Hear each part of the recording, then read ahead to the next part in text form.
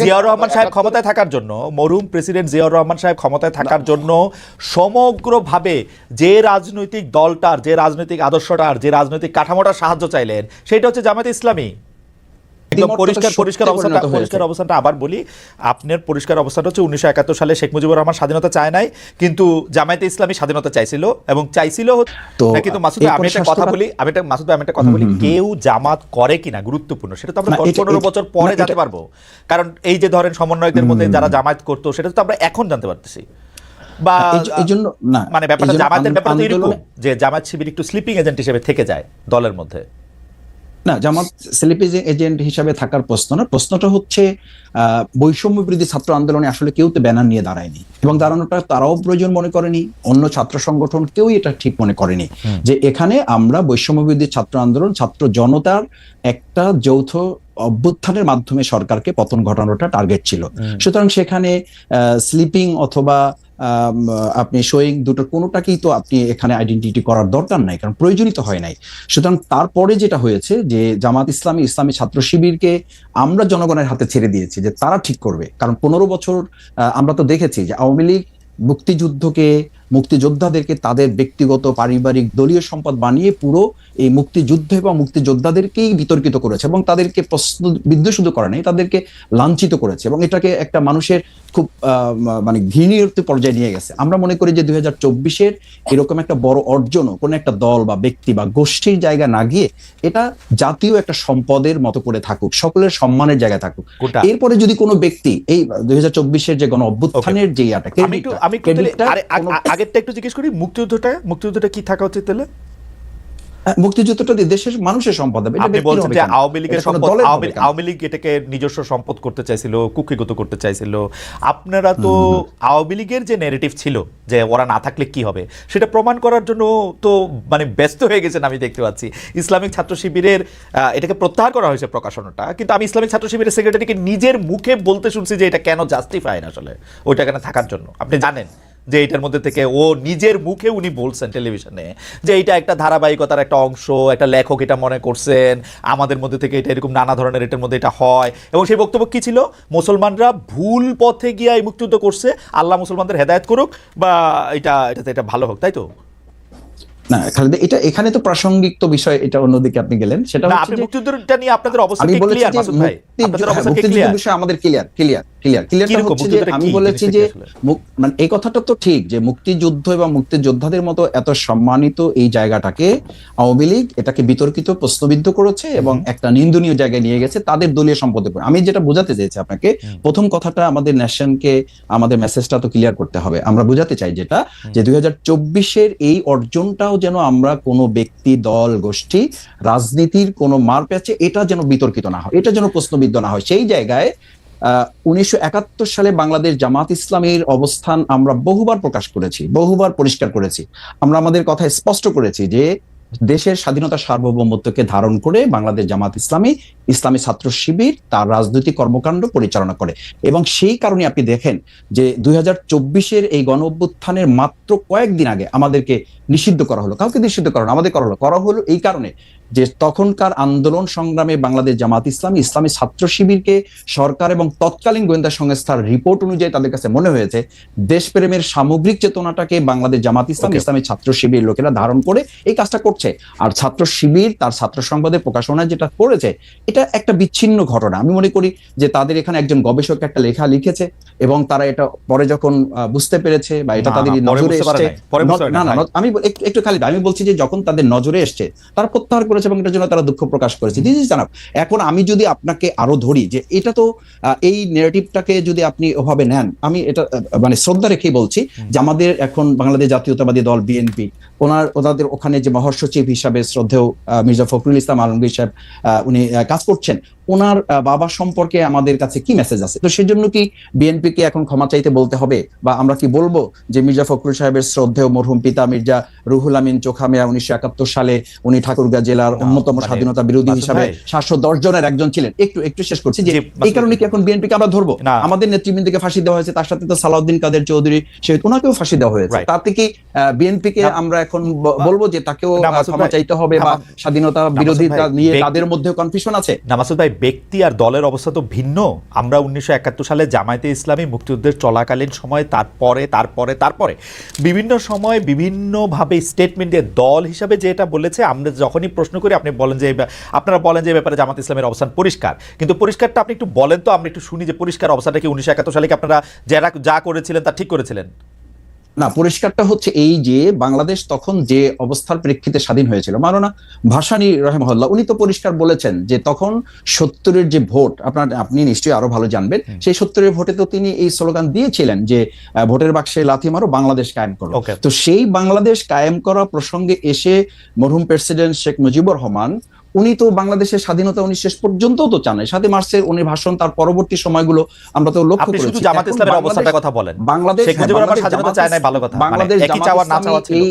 এই বাংলাদেশ জামাত ইসলামী 53 বছরে যে নেগেটিভ গুলো বাংলাদেশে আমরা লক্ষ্য করেছি, আপনি বাংলাদেশ জামাত ইসলামী সেই পর্যালোচনাগুলি তখন ছিল যে আমরা বাংলাদেশ জামাত ইসলামী স্বাধীনতা চাই, কিন্তু ভারত সহযোগিতার মাধ্যমে যে ষড়যন্ত্রমূলকভাবে দেশকে স্বাধীন করে এই দেশকে তাদের একটা অঙ্গরাজ্য বানানোর পরিকল্পনা বা ষড়যন্ত্র করছে, এটার সাথে জামাত ইসলামী দ্বিমত ছিল। এবং সেই দ্বিমতটা 1971 সালে আমি একদম পরিষ্কার অবস্থানটা আবার বলি, আপনার পরিষ্কার অবস্থাটা হচ্ছে 1971 সালে শেখ মুজিবুর রহমান স্বাধীনতা চায় নাই, কিন্তু জামায়াতে ইসলামী স্বাধীনতা চাইছিল, এবং চাইছিল হচ্ছে ভারত সাহায্য করবে না এরকম একটা অবস্থায় স্বাধীনতা, তাই তো?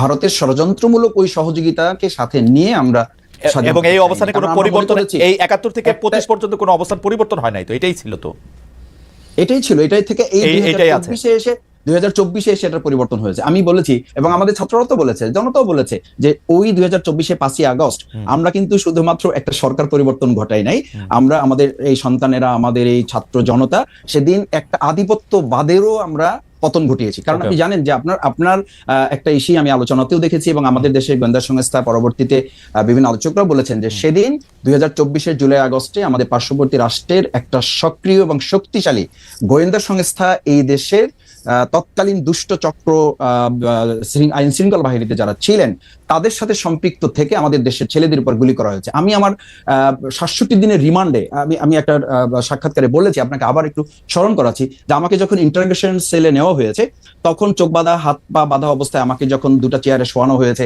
আমি তাদের কাছে খুব ইসের সাথে জানতে চেয়েছিলাম, স্পষ্টভাবে জানতে চেয়েছিলাম যে আমার চোখ খুলে দেন, অথবা আমাকে দেখতে দেন, অথবা আমাকে পরিচয় দেন যে আপনারা কারা আমার ইন্টারোগেশনে আসছেন।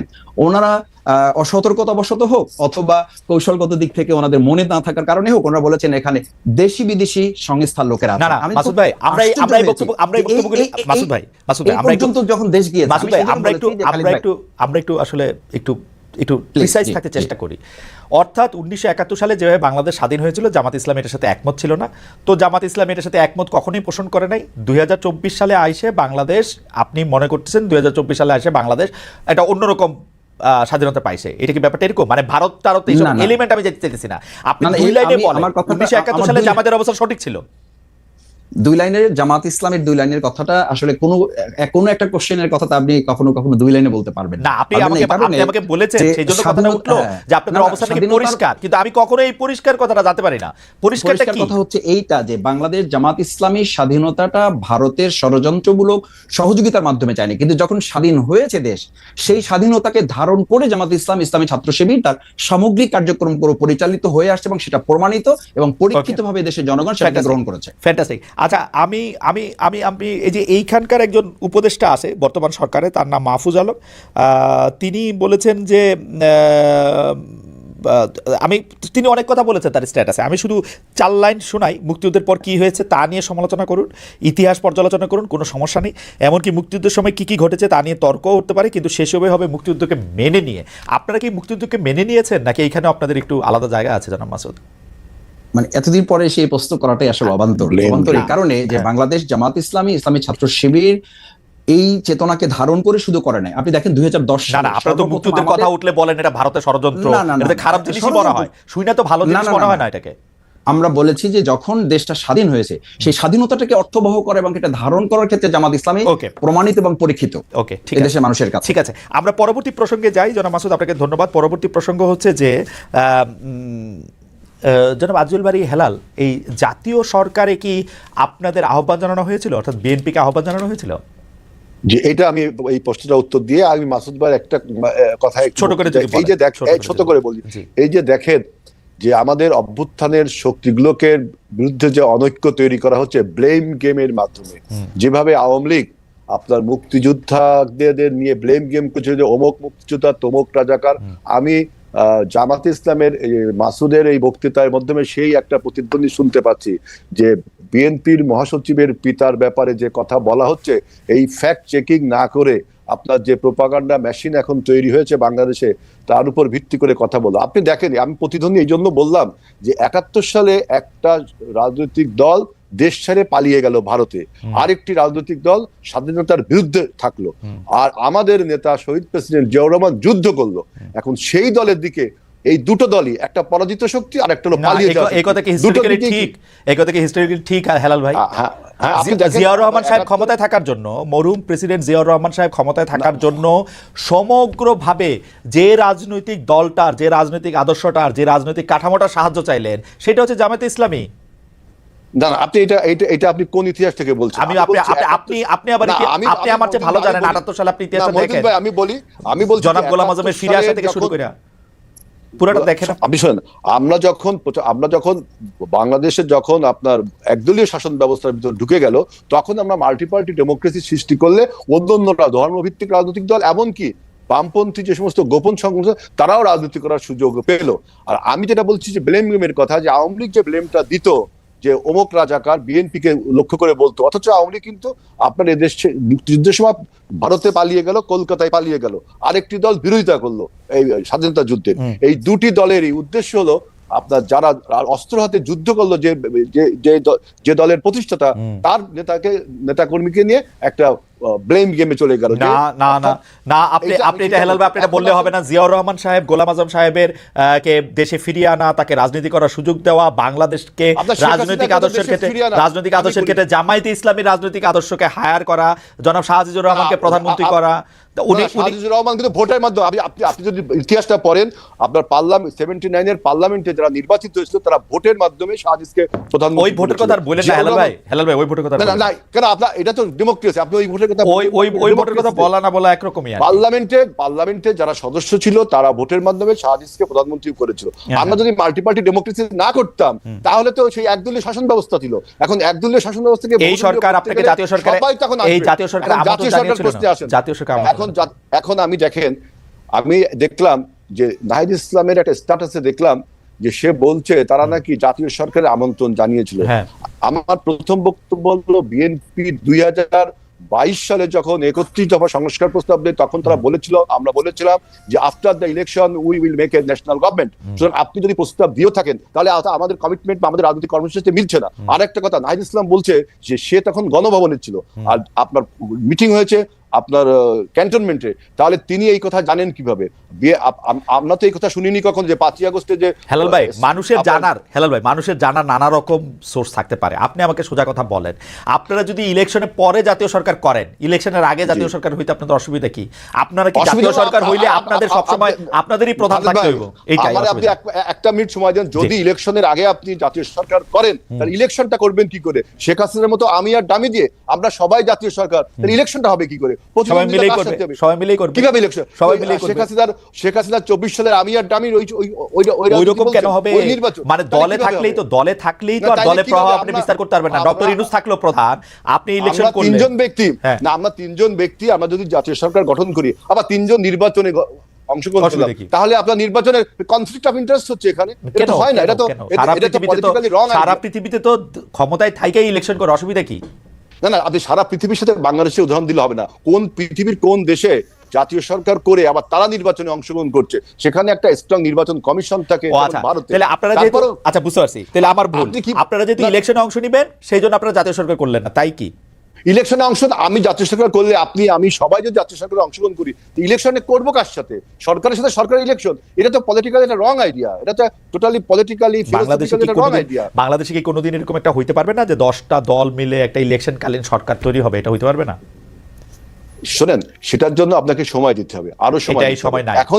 এখন যে ট্রানজিশনাল পিরিয়ডে আমরা রয়েছি, একটা মানে যুগ সন্ধিক্ষণে আমরা রয়েছি, এখন আমাদের এই বিপ্লবকে, আমাদের আন্দোলনকে, আমাদের অভ্যুত্থানকে যদি সুসংহত করতে হয়, তাহলে অবশ্যই যে রাজনৈতিক শূন্যতা তৈরি হয়েছে, সেখানে একটি রাজনৈতিক সরকারের প্রয়োজন। এখন আপনি যদি জাতীয় সরকার গঠন করেন আগে, তাহলে হাসিনার সাথে আপনার পার্থক্য থাকলো কি? আর আমরা যেটা নির্বাচনে কমিটমেন্ট করেছি আন্দোলনের সময়, আমাদের সাথে যারা যুগপৎ আন্দোলন করে তাদের সবার সাথে আমাদের কমিটমেন্ট রয়েছে, তারাও আমাদের সাথে কমিটমেন্ট করেছে যে after the election we will make আপনার ন্যাশনাল গভর্নমেন্ট। আপনি এখন এই কথা বললে তো হবে না।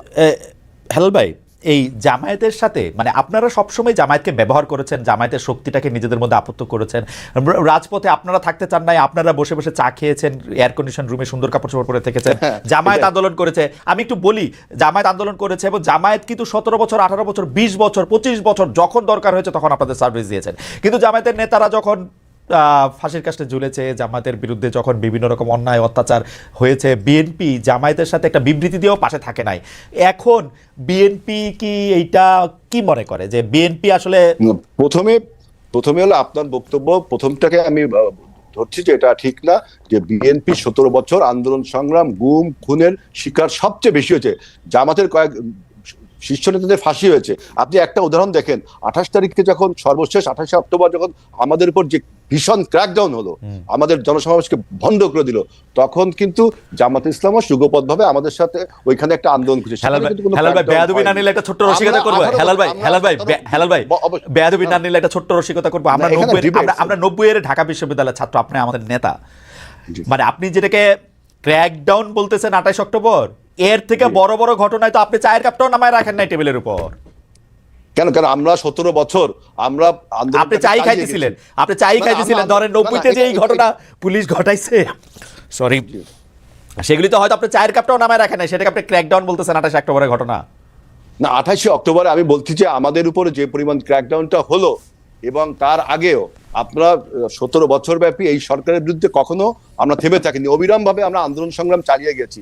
আমাদের গুম খুন কত হয়েছে দেখেন। এই আপনার লাস্টের যে 34 দিনের যে আন্দোলন, এই সরকার পতন হলো, সেখানেও আমাদের প্রায় 150 নেতাকর্মীকে হত্যা করা হয়েছে এবং এ পর্যন্ত আমাদের বিএনপির 29 লাখ নেতাকর্মীর নামে আপনার মিথ্যা মামলা দেওয়া হয়েছে। কত ইলিয়াস আলীর মতো একজন ছাত্র নেতাকে গুম করেছে, চৌধুরী আলমকে গুম করেছে, কত লোককে গুম করেছে, খুন করেছে।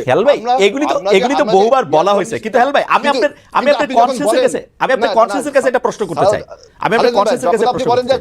চায়ের কাপ আমরা যখন বলছেন যে আমরা এসি রুমে ছিলাম, তখন প্রতিবাদটা করি যে আমরা 17 বছর আন্দোলন সংগ্রাম করলাম, ঘর ছাড়া বাড়ি ছাড়া হলাম।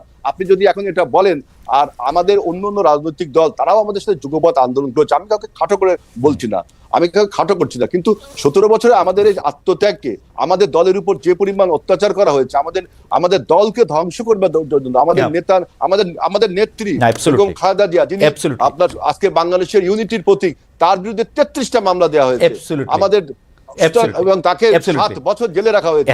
আমাদের কি হয়েছে এখন আপনি বলছেন, এখন যারা বলছেন যে তাদের বিরুদ্ধে যখন মামলা হয়, আমরা কিন্তু বলেছিলাম যে মামলাটা আপনার ন্যায্যতার ভিত্তিতে হতে হবে এবং এই মামলায় যেন আইনগত দিকটা বারবার বলি। অথচ দেখেন 111-এ যখন আমাদের নেতাদেরকে গ্রেফতার করা হলো, তখন কিন্তু আমরা আমাদের সহযোগী, আমাদের জোট সঙ্গীত থেকে আমরা কোনো বিবৃতি পাইনি। এটা আমি বলতে চাচ্ছি না, আপনি বলছেন তাই। আচ্ছা হেলাল ভাই, আমি ইতিহাসের দিকে না যাই। হেলাল ভাই, আমার গলায় ব্যথা একটু, এই জন্য আস্তে কথা কইতে হইতেছে। এই যে ইতিহাসের দিকে না যাই, ব্যাপারটা কি বিএনপির আচরণ থেকে কি এইটা মনে হয় না যে ডেফিনেটলি বিএনপি বাংলাদেশের সবচেয়ে বড় রাজনৈতিক দল, এখন আবার আওয়ামী লীগ অনুপস্থিত, তার মানে হচ্ছে বাংলাদেশে যদি এখন ইলেকশন হয় বিএনপি 280টার বেশি সিট পাবে, এটা আমি নর্মালি বুঝতে পারি। তো বিএনপি এখন 280টার বেশি সিট পাবে, বিএনপি অস্থির হয়ে গেছে যে বিএনপি 280 সিট পায় এসে তারেক সাহেব এসে প্রধানমন্ত্রী হবে, বেগম জিয়া যদি রাজনীতিতে থাকতে চান প্রেসিডেন্ট হবেন বা অন্য কোনো কিছু হবেন, জনাব আজিজুল বারী হেলাল বড় একজন মন্ত্রী হবেন, বাকি হবেন আমি জানি না।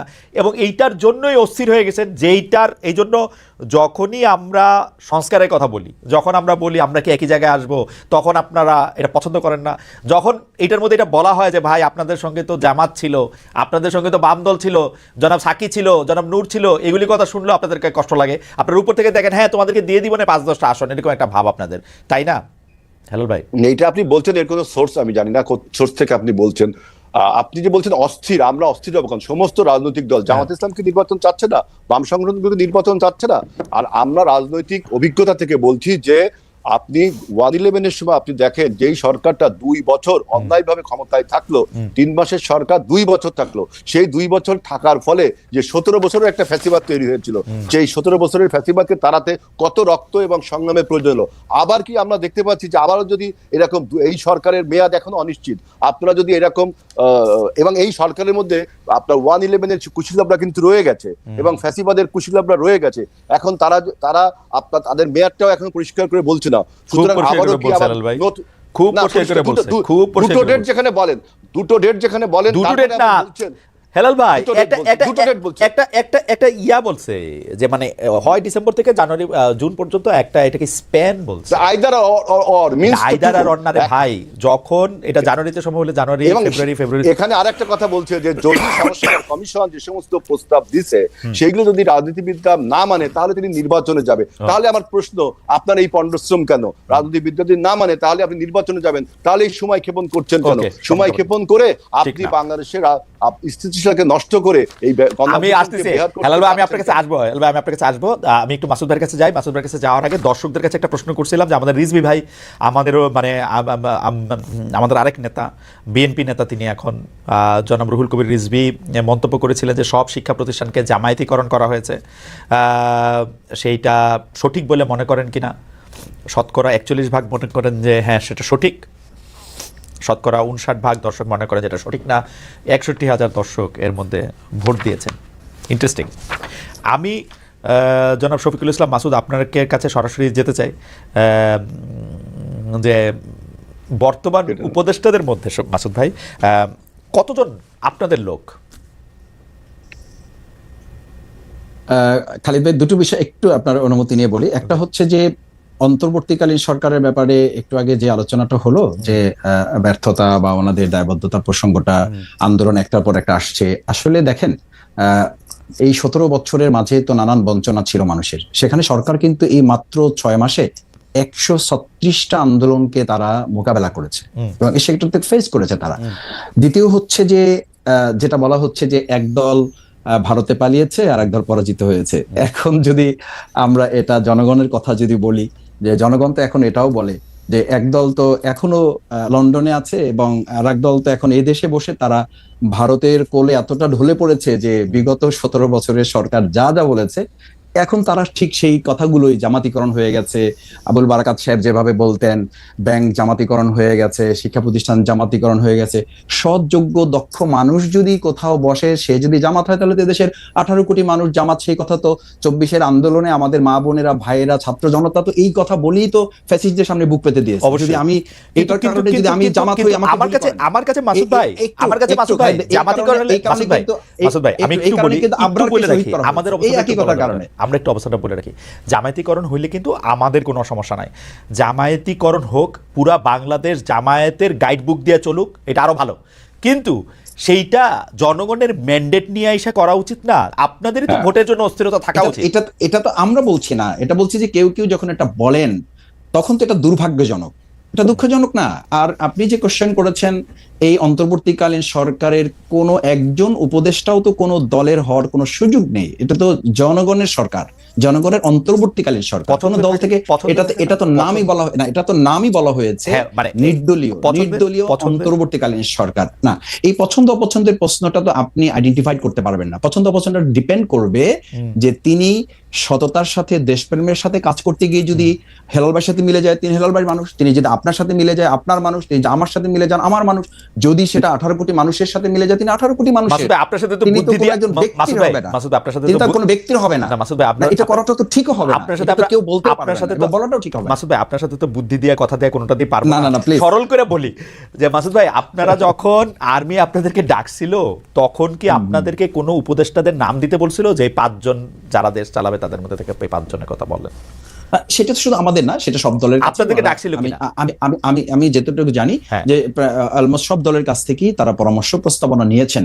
সেই প্রস্তাবনা কোনো দলই তার দেশপ্রেম, তার দক্ষতা, যোগ্যতা, আমানতদারিতার প্রশ্নে সেটা কেউই ওপেন করে নাই, আবার কেউই কিন্তু কোনো দল হিসাবে তাকে দেয় নাই, দিয়েছে যে দেশের এই ক্রান্তিকালে প্রধান উপদেষ্টাকে সহযোগিতা করতে পারবে এবং আমাদের ছাত্র জনতার যে এক্সপেকটেশন, উই ওয়ান্ট জাস্টিস সহ ফ্যাসিস্ট এবং স্বৈরাচার যেন আর কোনোভাবে মাথাচাড়া দিতে না পারে, বিগত স্বৈরাচারের এবং ফ্যাসিস্টদের যাতে বিচারটা নিশ্চিত করা যায় সেরকম কিছু মানুষকে বাছাই করতে ক্ষেত্রে সব দলই সহযোগিতা করেছে, জামাত ইসলামী সহযোগিতা করেছে। অ্যাবসলিউটলি। আপনারা যখন উপদেষ্টা পরিষদ ঘোষণা করা হইলো বা পরবর্তীতে উপদেষ্টা পরিষদ 3-4 এই উপদেষ্টা পরিষদে যাদের নিয়োগ দেওয়া হয়েছে তাদের সবাইকে মোটামুটি খুশি আছেন তো, বা ঠিকই আছে মনে করছেন? আমরা কারো উপরে খুশি হইনি, আমরা কারো উপরে বেজারও হয়নি। আমরা প্রত্যেককে এই দেশের এখন প্রতিনিধিত্ব করার মতো একজন ব্যক্তি মনে করেছি। প্রয়োজনে কারো ব্যাপারে আমরা কথা বলেছি। আমরা যেমন শিক্ষা সংস্কারের প্রশ্নে যখন তারা কথা বলেছে, আমরা কিন্তু বলেছি যে শিক্ষা উপদেষ্টা যিনি আছেন তাকে এ ব্যাপারে সতর্কতার সাথে, এবং যে কমিশন করেছেন সেই কমিশনের ব্যাপারে আমরা খুব শক্ত কথা বলেছি। সুতরাং আমরা যেমন সরকারের ভালো দিকগুলো তুলে ধরেছি, আবার সরকারের ব্যর্থতা বা কোনো অদূরদর্শিতা বা তাদের কোনো দুর্বলতা থাকলে সেটাও আমরা তুলে ধরেছি। আমরা সব একেবারে বলা যায় যে আবেগ এবং অনুভূতির ঊর্ধ্বে উঠে শুধুমাত্র এই 2024-এর আমাদের ছাত্র জনতার যে শাহাদাত, তাদের হাত পা হারানোর যে অভ্যুত্থান, এটা যেন তারা ধারণ করে, এই কথাটা আমরা বারবার প্রত্যেককেই স্মরণ করেছি। ইন্ডিভিজুয়ালি আমরা কাউকে ওন করিনি, আবার কাউকে ডিফেন্ড করিনি। মাসুদ ভাই, তাহলে কোনো রিপোর্ট কার্ড বানান নাই আপনারা এই উপদেষ্টাদের সম্পর্কে? না, এটা তো আমরা কারোর জন্য এটা যথার্থ মনে করি না। ওকে, ঠিক আছে। মাসুদ ভাই, আসছি আবার আপনার কাছে। হেলাল ভাই, একই প্রশ্ন, এই উপদেষ্টাদের মধ্যে কতজনকে আপনি পছন্দ করেন বা কতজনকে বিএনপি পছন্দ করেন? আপনাদের কথা বিএনপি শুনেছিল কিনা উপদেষ্টা পরিষদের? এখানে ব্যক্তিগতভাবে পছন্দ অপছন্দের কিছু নেই। পারফর্ম ভালো করলে, যেহেতু এটা নিরপেক্ষ সরকার, নিরপেক্ষভাবে পারফর্ম করলে তাকে সবাই পছন্দ করতে হবে। আমি যে বক্তব্যটা দিতে চাচ্ছি, দেখেন, লন্ডনে বসে আমাদের নেতা যেভাবে বাংলাদেশের মানুষকে গত 17 বছর অনুপ্রাণিত করেছে, অনুরণিত করেছে, মানুষ আন্দোলন করেছে, হাজার হাজার শত শত মাইল দূরে সাইকেলে চড়ে, কলার ভেলায় চড়ে, যেভাবে মানুষ উজ্জীবিত হয়ে আন্দোলনে অংশগ্রহণ করেছে, 24/7 তিনি জনগণের সাথে সম্পৃক্ত রেখে বাংলাদেশে যে আন্দোলনটা সংগঠিত করেছে, যেভাবে আপনি বলতে পারেন ইরানের ইসলামী বিপ্লব খোমেনি আপনার সুইডেনে বসে, সার্বিয়ায় বসে করেছে, ফ্রান্সে বসে করেছে, একই সাথে লেনিন সার্বিয়ায় বসে আপনার কমিউনিস্ট বিপ্লব করলো। এরকম উদাহরণ রয়েছে, এবং তিনি যেভাবে জনগণকে অনুপ্রাণিত করেছে এবং জনগণ কিভাবে তার ডাকে সাড়া দিয়েছে। এবং আপনি দেখেন যে ভারতের কোলে কারা বসছে, এটা একটা বড় প্রশ্ন। দেখেন, আমরা 5ই আগস্টের পরে যখন সরকার গঠন হলো, 8ই আগস্টের কিছু পরে আমি দেখলাম যে মাসুদ ভাইদের দল বলছে যে ভারতের সাথে সুসম্পর্ক করা দরকার। যখন ভারত বিরোধী মনোভাব তুঙ্গে, ভারত যখন আমার বিরুদ্ধে অপপ্রচার করছে, বলছে বাংলাদেশিদের মেরে পা উপর দিক দিয়ে মাথা নিচের দিক দিয়ে ঝুলে রাখবে, তখন বাংলাদেশের কোনো রাজনৈতিক দল, এমনকি উপদেষ্টা পরিষদ একটা কূটনীতিক বার্তা ছাড়া আর কোনো কিছু করলো না। কোনো রাজনৈতিক দল মাঠে নামলো না। একমাত্র দল বিএনপি। আপনার ইন্ডিয়ান এম্বাসি আমরা অবরোধ করে আমাদের প্রতিবাদ জেনেছি, আমরা সীমান্তব্যাপী লং মার্চ করে আমরা ইন্ডিয়ার বিরুদ্ধে দুটো বিষয় শুধু হেলাল ভাই দুটো বিষয় হেলাল ভাই লাইন গুলো কিন্তু আমাদের অনৈক্য তৈরি করে। হেলাল ভাই, দুইটা বিষয় একটু কথা বলতে হবে। এক নাম্বার কথা হচ্ছে যে তারেক সাহেব লন্ডন থেকে বাংলাদেশকে যেভাবে পরিচালনা করেছেন, একতাবদ্ধ করেছিলেন, যেটা বললেন, তাহলে আপনি কি মনে করেন ভবিষ্যতে রাজনীতি এমনই হওয়া উচিত?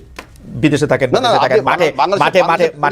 মাঠে থেকে উনি তো 6 মাস পরেও তাই করতেছেন, 6 মাস পরে তাই করতেছেন, তাই না? আপনি দেখেন, হি হ্যাজ টু লিভ, 6 মাস পরেও তো তাই করতেছেন, মানে এইটাই হওয়া উচিত তো আসলে। মাঠে না গিয়ে আমরা ভার্চুয়ালি দেখলাম, না এটা তো পৃথিবীর ইতিহাসে কি এগুলো নেই?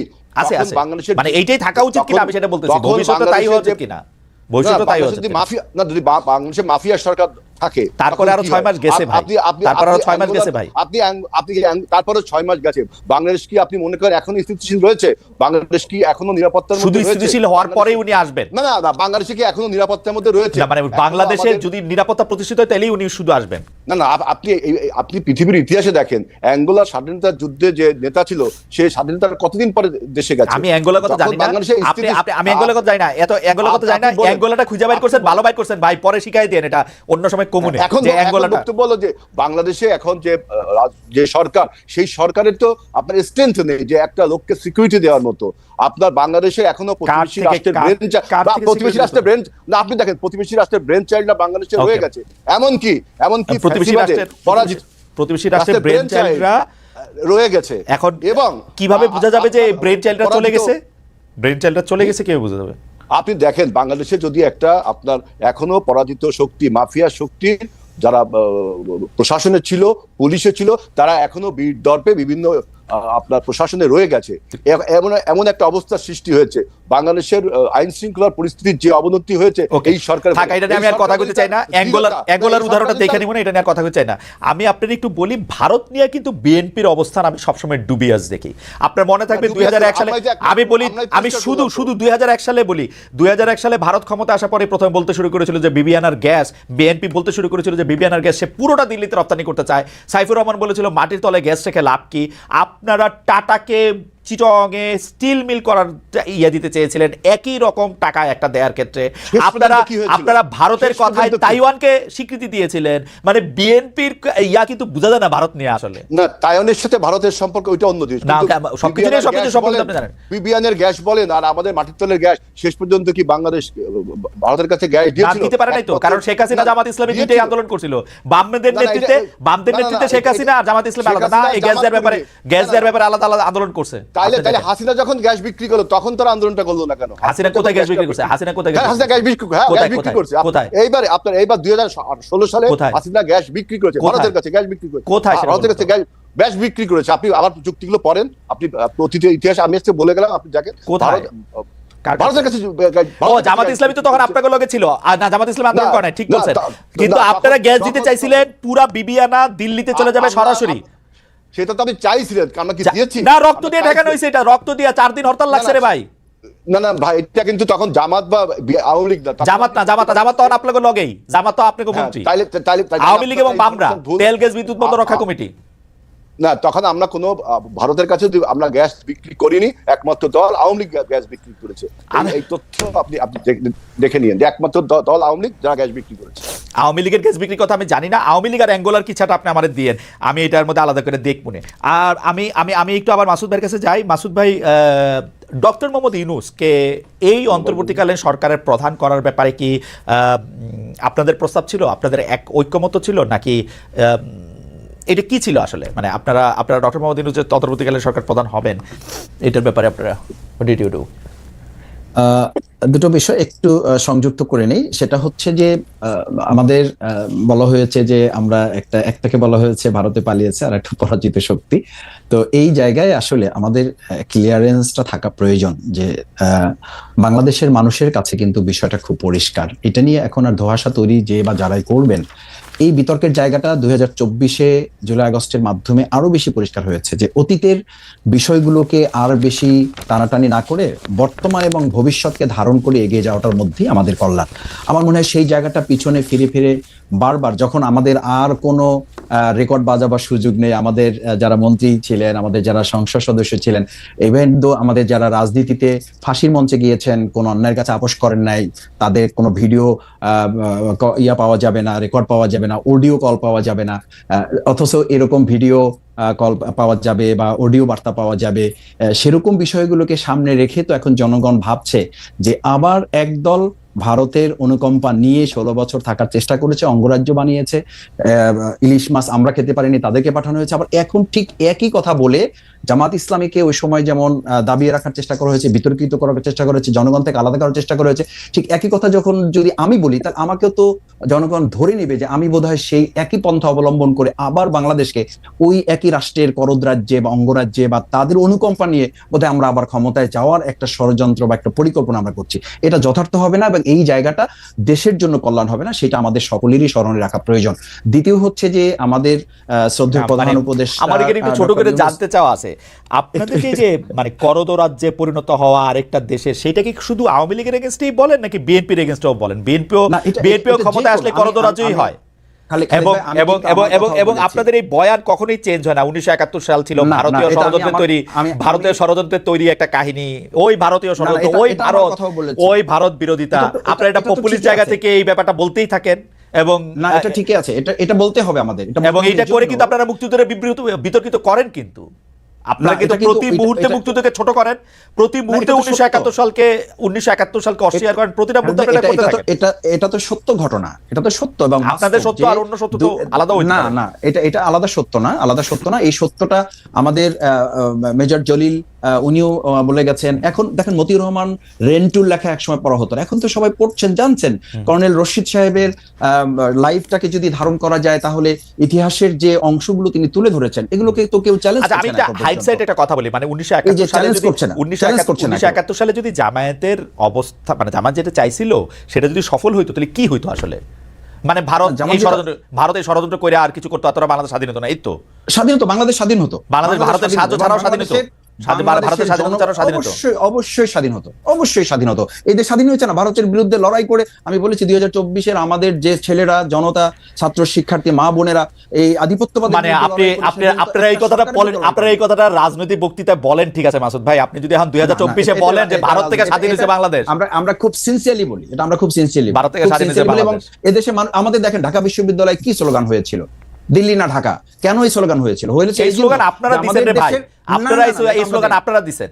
দিল্লি না ঢাকা স্লোগান ছিল না এখানের মধ্যে, দিল্লি না স্লোগান আপনাদের পুশ করা স্লোগান। এই স্লোগানের মধ্যে কোটানা মেধা ছিল, এই স্লোগানের মধ্যে হাসিনার পতন ছিল, এইটার মধ্যে থেকে আমাদের ভোট দেওয়ার কথা ছিল, অনেক কিছু ছিল।